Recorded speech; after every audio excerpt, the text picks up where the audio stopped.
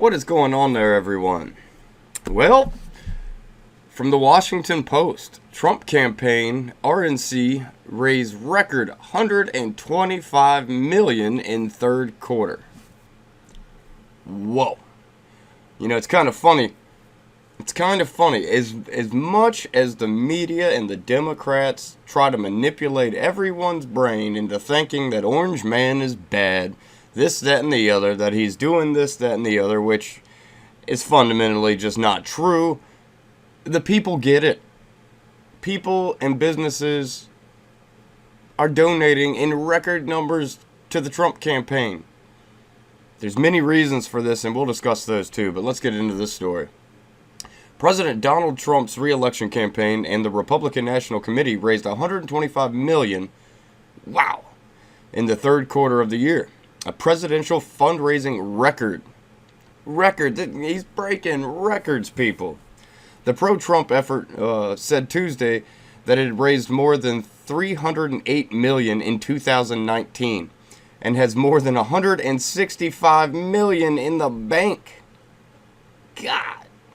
Republicans aim to use the fundraising haul to fight off Democrats' impeachment effort.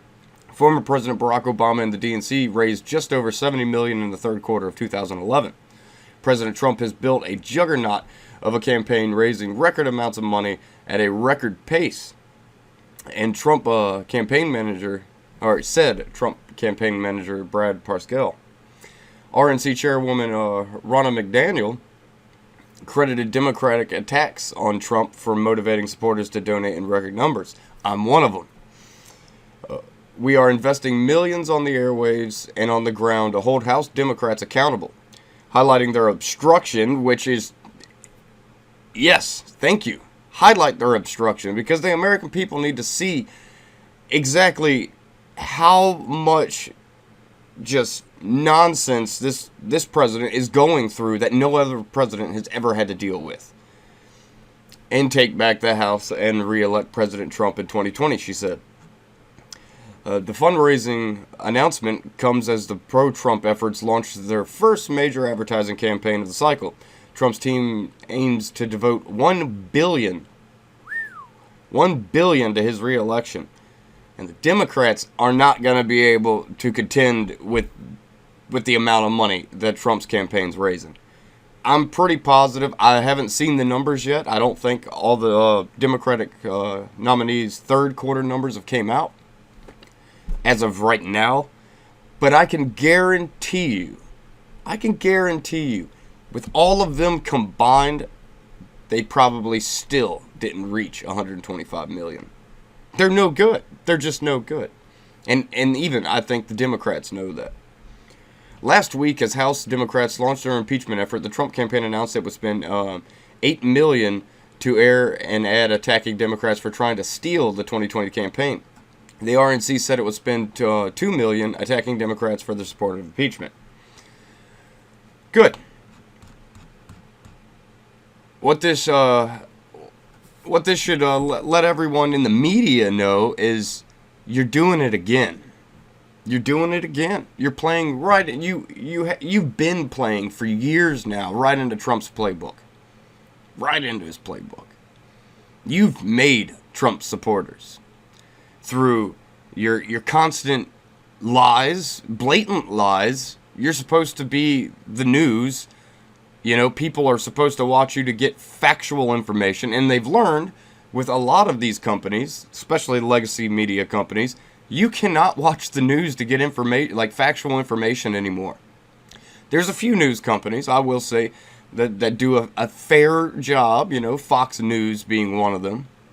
One American News is really good. Yes, they're both conservative, but it seems the only real news, whether it's pro-Trump or not, actually comes from conservative outlets, or conservative-leaning outlets. We'll say that, because in the case of Fox News, I don't think you can call it a conservative outlet anymore.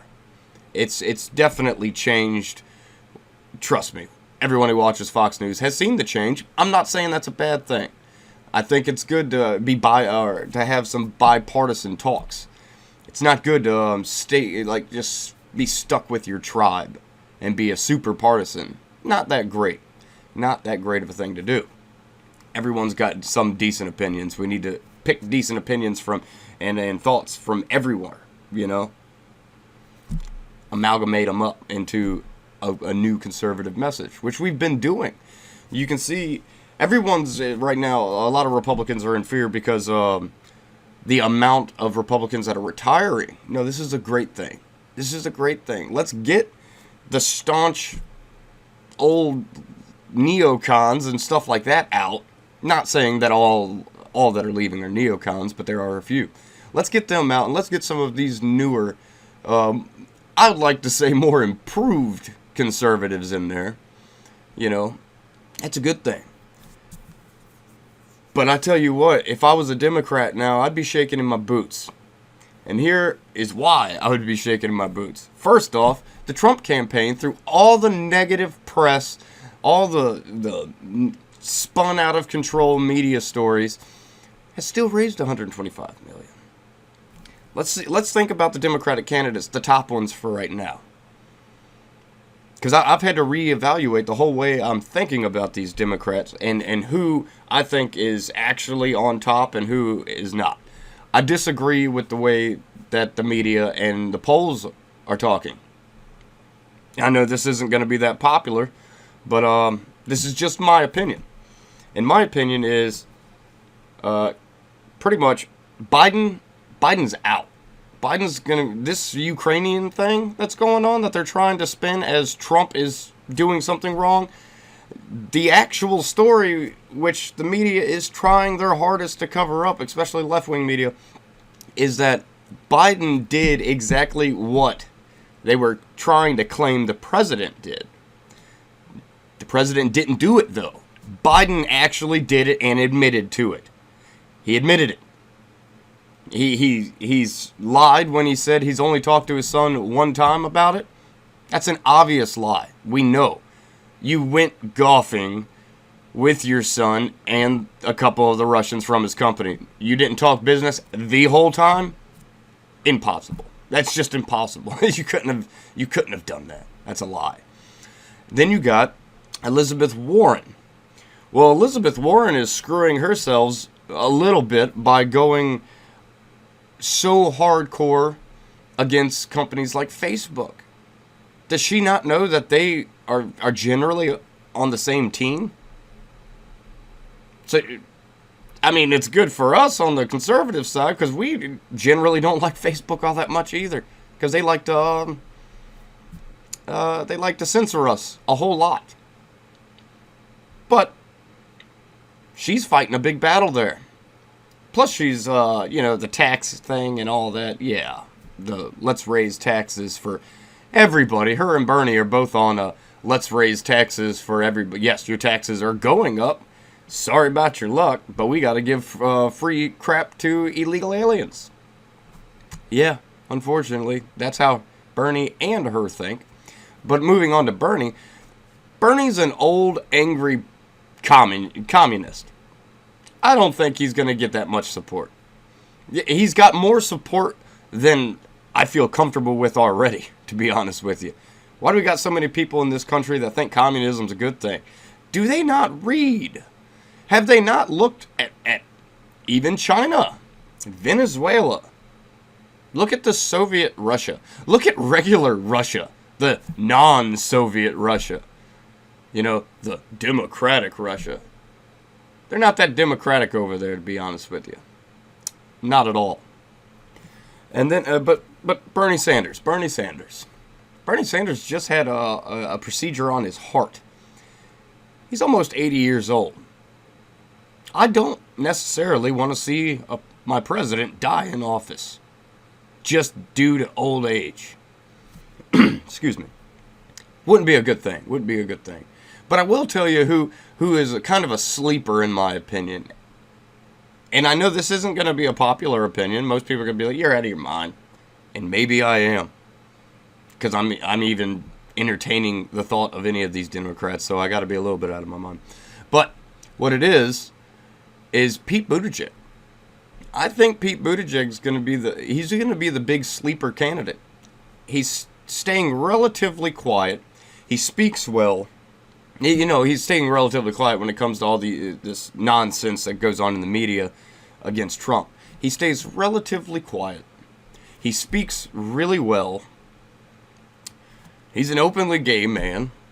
I mean, he's got a lot of things that would be going for him with the left.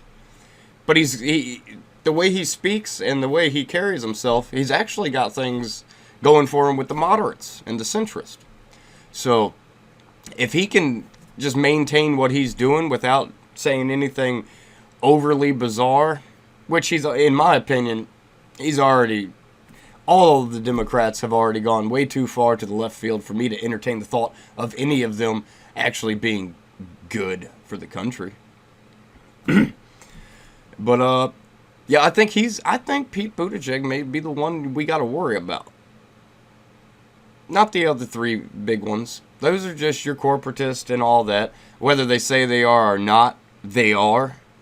I go by their actions, not their words. And I just don't trust any of them. You can't really trust any of them. They are all fake people. And there's many of different circumstances for that, and many reasons why I say that. We'll get into that later on. Right now, I'm trying to keep this a little bit short, so I just, $125 million in the third quarter for the Republican National Committee. Trump is outraising, even with all this scandal, Trump is outraising everybody to the extreme, putting up numbers we've never seen. And the Democrats, they single-handedly, they can't keep up. None of them can keep up. When they're pulling in 20 million, 19 million, stuff somewhere around in there, that's good for them. Yeah, that's good. People are donating. But it's not 125 million. Sorry. And the more the media keeps talking bad about Trump and people keep opening their eyes and seeing that this is just nonsense, that number might get bigger. People are fed up, and rightfully so. We've been getting screwed by the media for years now. It's time to, it's time to do our own thing. Stop listening to everything you hear, because half of what you're hearing is fake. It's just not true. It's opinions and not facts. And when it comes to the Ukraine thing, it's all nonsense. It's everyone's just spinning it in their particular way because there's actually nothing there. There's just nothing there. I'm sorry. I've read all the documents. There's nothing there. There's no crime. He's doing what a leader of a country would do.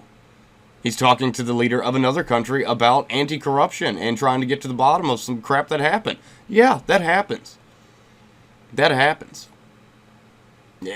Who cares that Biden is running for president? I don't think that's necessarily what should matter at this point. It's not election meddling. This is something that they've been trying to get to the bottom of since 2016. It's not election meddling. It's not. I wonder if Biden ran for office to keep this Ukrainian thing under wraps. I think he was trying to use the "I'm running for office" as a shield, saying you can't investigate me because that'll be considered election meddling if you try to investigate me and my son's wrongdoing in the Ukraine. Just a concept, but I think it's a concept worth looking at. But as always, I'd love to hear your comments on any of the topics I talked about. I know I was a little bit all over the place. And like, share, and subscribe. I will catch you on the flip side.